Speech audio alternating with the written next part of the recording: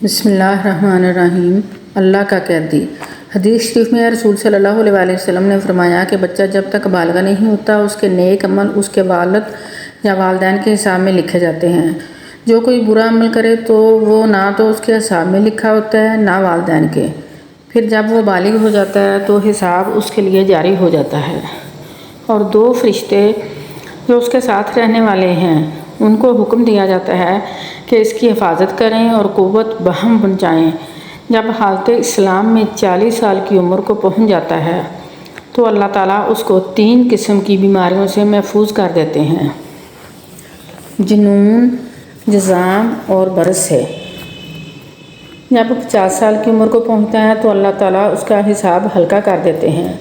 جب 60 سال کی عمر کو پہنچتا ہے تو اللہ تعالیٰ اس کو اپنی طرف رجوع کرنے کی توفیق دیتے ہیں۔ جب 70 سال کو پہنچتا ہے تو سب آسمان والے اس سے محبت کرنے لگتے ہیں۔ جب 80 سال کو پہنچتا ہے تو اللہ تعالیٰ اس کی نیکیوں کو لکھتے ہیں، گناہوں کو معاف فرما دیتے ہیں۔ پھر جب 90 سال کی عمر ہو جاتی ہے تو اللہ تعالیٰ اس کے سب اگلے پچھلے گناہ معاف کر دیتے ہیں،